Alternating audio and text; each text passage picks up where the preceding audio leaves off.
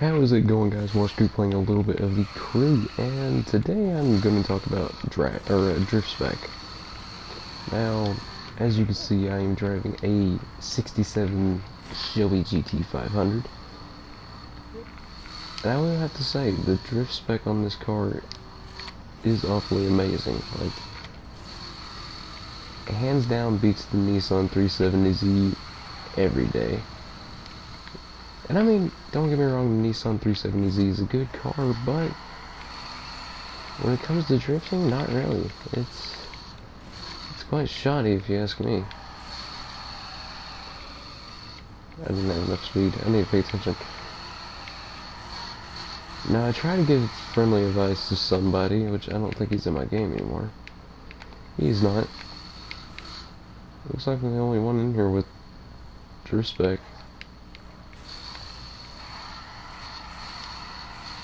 Well, not the only one with drift spec, but the only one in here with it activated. But the 370Z for some reason cannot handle well. And what I'm doing right now is, as you can see on the screen, is I'm just giving y'all a taste of what I can do with drifting. Just to show you, it's not my lack of control. It's nothing like that. It's not me just sitting there saying, oh, this car it can't drift, and little do we all know that I suck. But I mean, as you can see, I'm fairly decent. I'm not the greatest. Trust me, there's people out there who will stomp my ass. The Summit that was just active not too long ago, my drift score in this vehicle was 37,000. Actually, no, I think my highest was 54.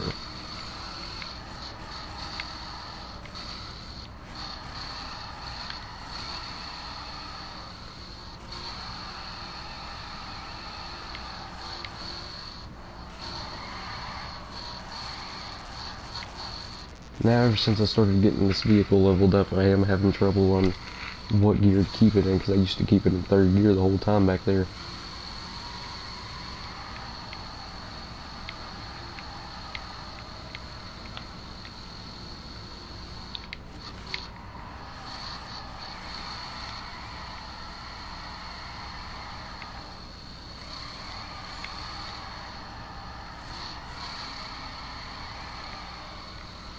Now I screwed up on that one bad.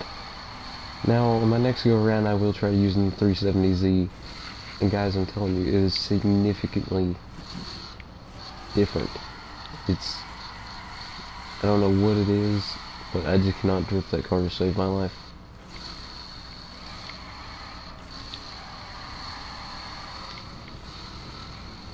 I mean, yeah, I can get a good drift every once in a while, but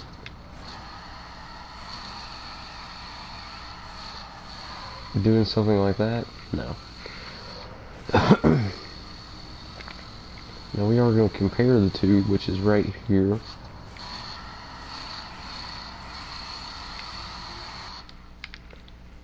As you see, I've got a pretty good amount of angle, which isn't bad, and you can see back where I started the drift.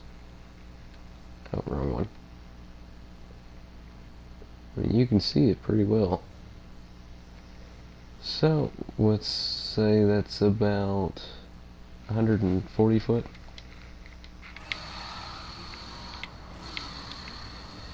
And obviously I can keep this thing on the rail. I can keep it going straight easily as possible. For some reason, the 370Z is just a little squirrely. See, there's a lot of tire spin already.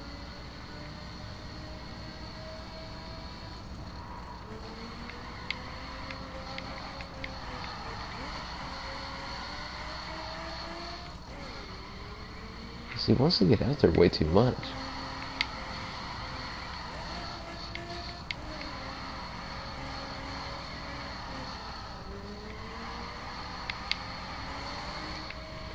I mean, like I said, it's a good car, but it's just doesn't seem like it does what I really want it to do, you know? So it's like right here I'll use nitrous, and then I'll start letting the car slide into the drift, and I'll just hold it. Which, as you can see, it didn't really go into a drift that much.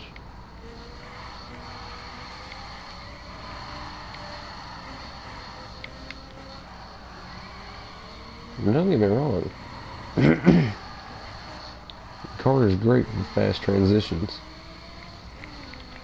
Now, I mean, if I practice with this more and more, you know, since I've got a lot more experience now with drifting due to the GT500, I could probably get it. But right now,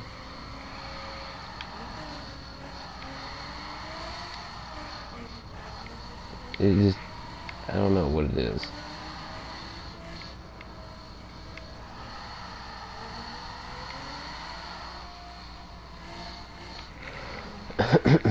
See, I dropped down to 30 miles an hour right there. Alright.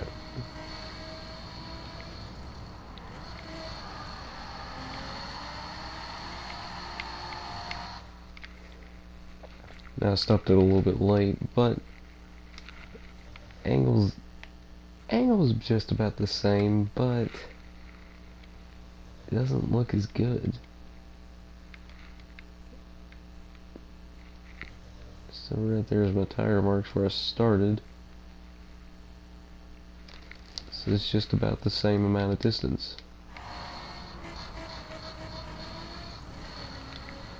But I mean, guys, I hate to hate on the car, but it's just really not the greatest.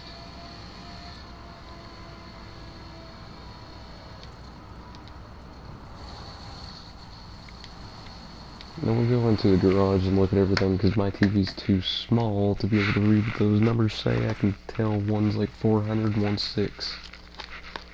So that's about it.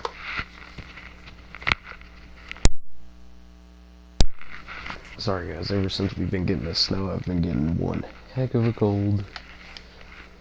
So we are sitting at 600 horsepower and 482 torque. The grip is not good at all. 1500,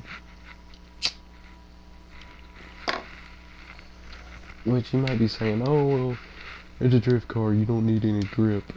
True, but you technically do. You need grip in the front wheels due to the fact that the back wheels are the ones constantly spinning. You don't want the back wheels to be able to catch any traction. You want a very small amount. I mean, just very small, like ridiculous. But you want enough traction, and you want enough grip on the back tires to be able to propel you forward just a little bit. Now, alright, let's get ready to look at the stats on the Mustang, which it has 500 horsepower with 619 foot-pounds of torque, which that's a lot.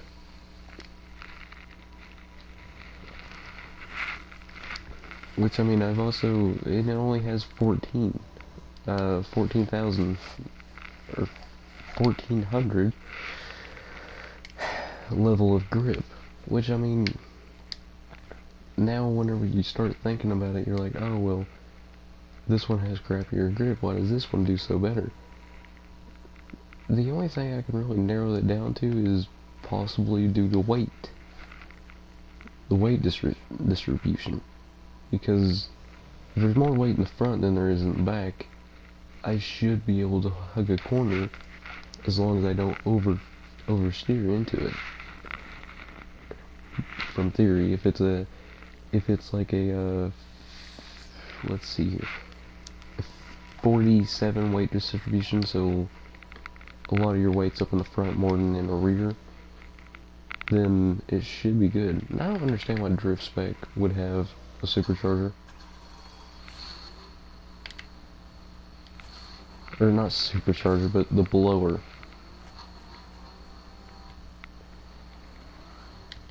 Even though I love that blower. I always have. My controller starts vibrating for some reason whenever I do that.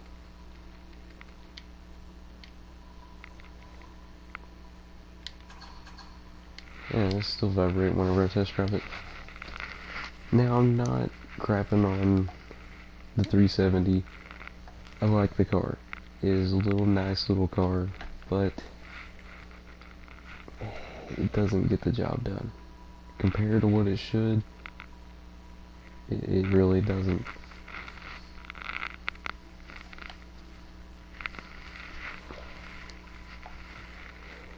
Sorry guys, I'm just looking through all these. I want to see what I can get in drift spec. This is what I'm wanting. I'm wanting to get the RX-7 into drift spec. Which, I'm going to do a little bit of a run on the track real quick. I'm probably going to let the video end through it. But I'm going to do a run on the track with the RX-7. Which, I mean, this is a nice little car, guys. I suggest going out and buying it. Grind out the money and get it.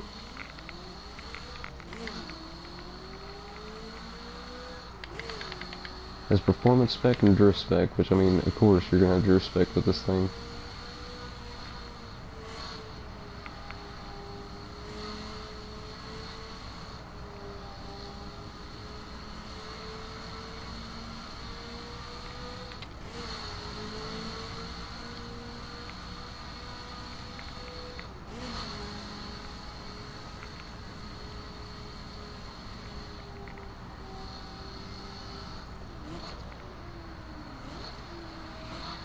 Ooh, now.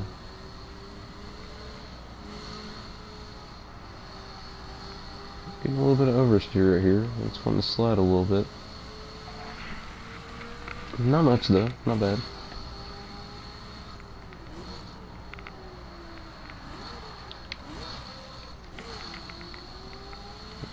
Ugh, 370.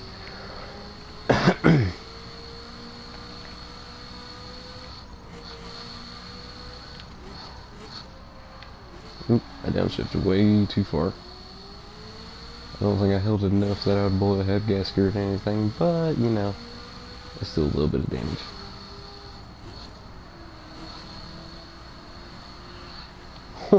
That was cool.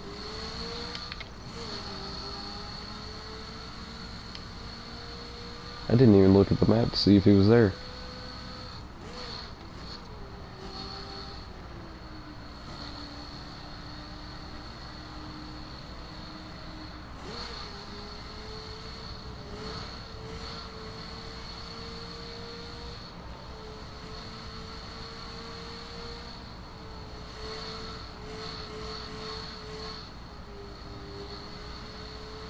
See, you don't even really need to hit the brakes right there. All you have to do is find a good gear and just be able to work your throttle just right.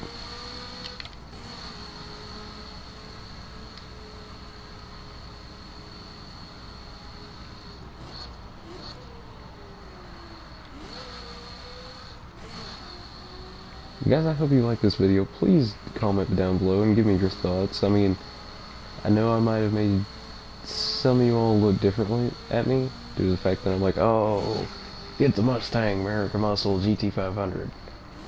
Not necessarily. I'm just saying it is one hell of a drift car. Give me some time. Let me grind up some money for the RX-7. See if I can get good with it. I'm pretty sure we'll be doing a video about this on drifting.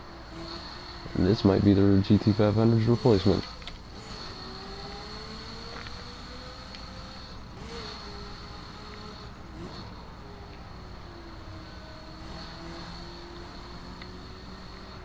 Oh, I look back at the Celine and they're going off road. But guys, I hope you liked the video. Oh, I don't understand why it totals when you do that. For some reason, this RX-7 is bad for if you hit a bump a little too hard, it totals. But I hope you all liked the video. Please tune in for more. Oh, that's a McLaren. My bad. Didn't mean to call you that. But I will see y'all next time, guys.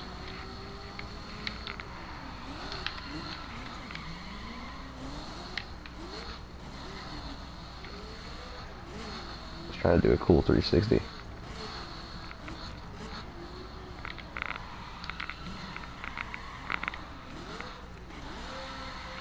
Alright, that's good enough. I'll see y'all next time.